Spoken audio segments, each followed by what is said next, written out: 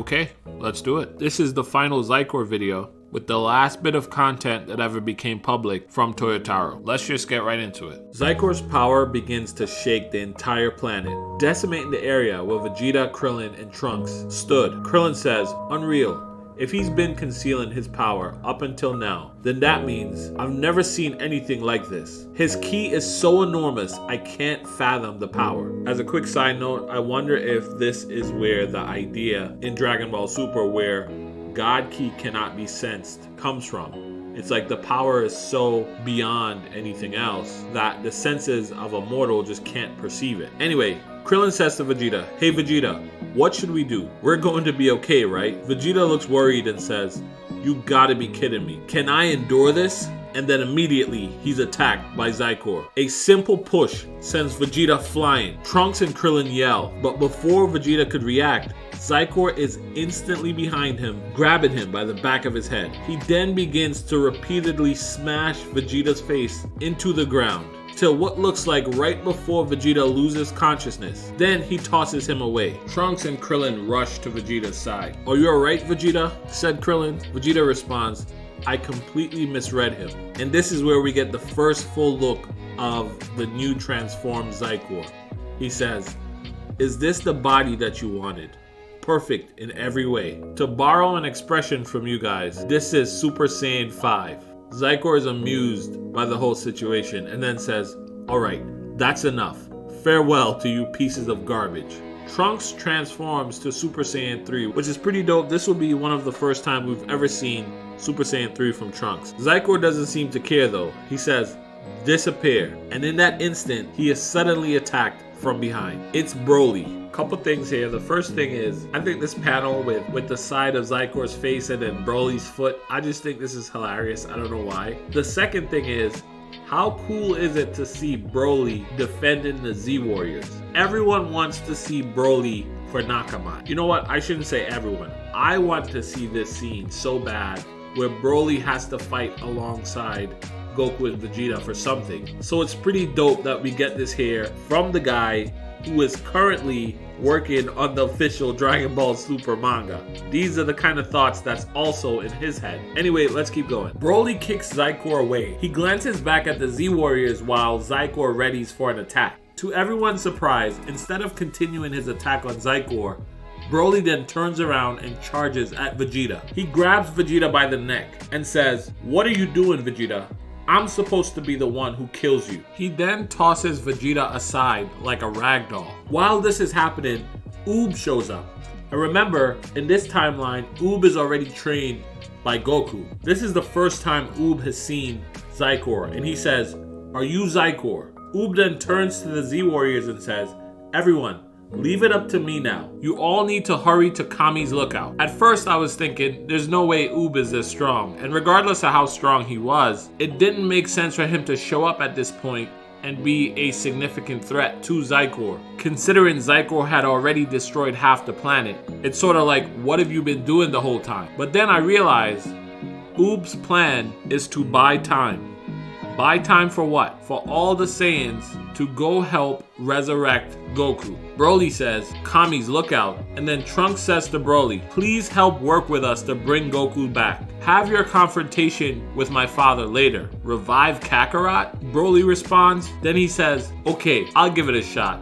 Just how strong has he gotten? I guess Pikkon did his job while training Broly, or at least inspired him to want to beat Goku at his full strength. So like that, Broly has agreed to help resurrect Goku. Xicor is funny, man. But Xicor says, "What's this? Just when I think the insects are multiplying so quickly, they're all discussing running away. There will be no escape. Everyone, hurry," said Oob. "So naive," Xicor says as he prepares a ki blast. Then suddenly, behind him, someone yells, "Hold it." Xicor turns around. Who is it this time? It's Tien. He says, "If you want to chase after them, you're gonna have to go through me." You know, I love this. I love when all the characters, all the Z Warriors get involved in a fight.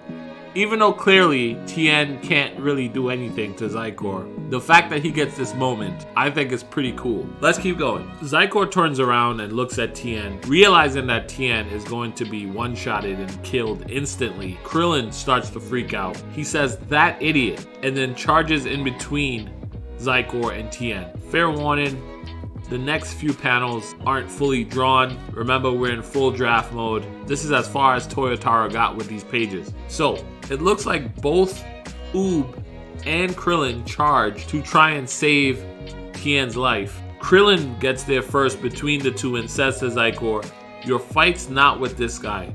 Don't pay him any attention."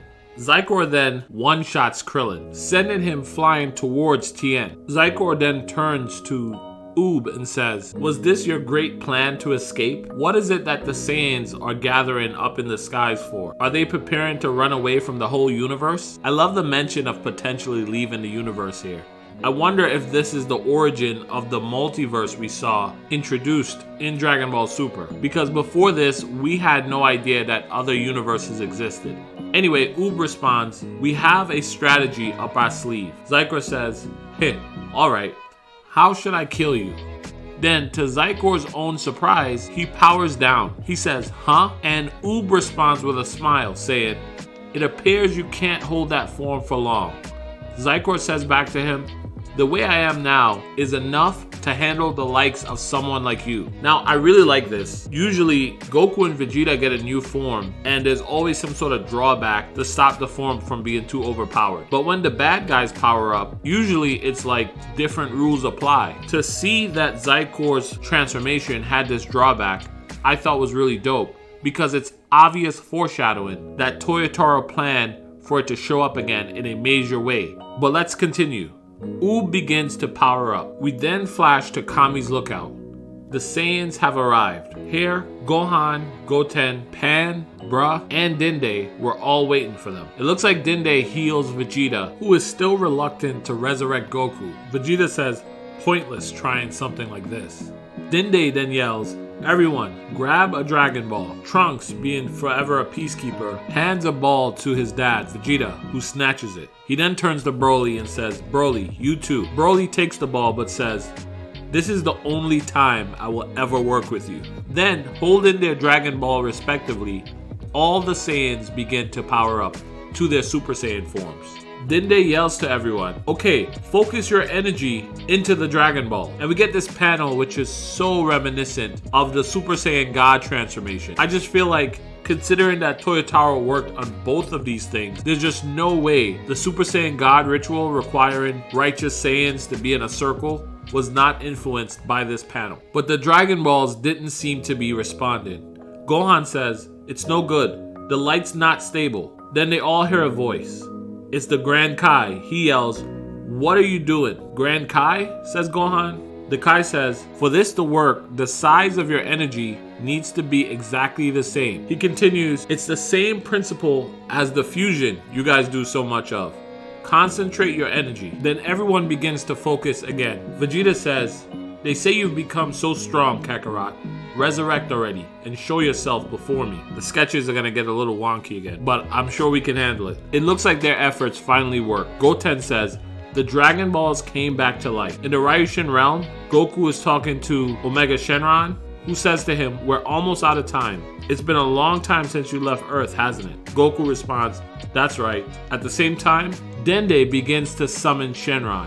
He says, "Arise, Eternal Dragon." In the Ryushin realm, Omega Shenron says, "We've been summoned.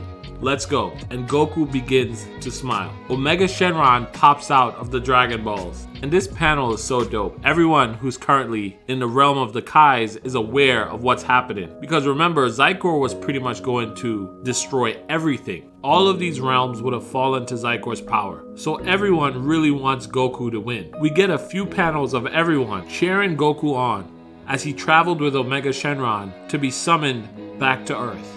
The Kais are all smiling.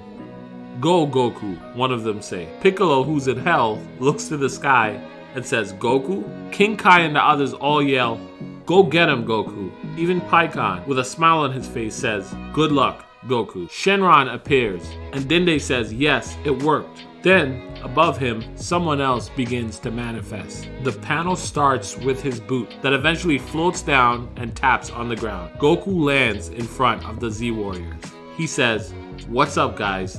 Long time no see. There's an uproar of emotion. Everyone is excited. Even Vegeta has a smile on his face. Pan rushes towards Goku, and Goku says to her, I know about the situation. The one-star dragon told me. Everyone, thank you for bringing me back. Broly powers down and says, Kakarot? Goku looks in Vegeta's and Broly direction and says, Broly and Vegeta, I can't thank you guys enough. Broly responds to him saying, don't misunderstand. This was just a way for me to kill you. Goku says, is that right? Vegeta cuts in saying, Kakarot, if you know the situation, then you know we don't have time for your idle chit-chat. Goku turns to him and says, ah, you're right. And guys, unfortunately, this is where Toyotaro's drafts regarding the Xicor story ends. Now, plenty of other people have picked up the story. Most notably, Reiji from YouTube created a 2.5-minute animation where Goku arrives at the battlefield and ascends to Super Saiyan 5. I'll link that in the description. There are also other channels that have attempted to animate parts of the Xicor versus Goku fight, but as far as the story from the original creator, it ends here. Still though, as I've mentioned many times throughout this video, the creator of this story, Toyble, also known as Toyotaro, is the same person working on the official story of Dragon Ball Super currently. And because of that, we've already seen many of the ideas from these Xicor chapters make it into the official canon Dragon Ball Super story. Would you guys like to see the same for Xicor as a character? Should this character be officially added to the canon? If you think he should, and you made it this far in the video, hashtag Canon Xicor in the comments below. It was fun being able to come back and finally finish this story. Much love to you guys. Hashtag Dude Crew. Thank you guys in advance for all your support. Have a great day. Bye.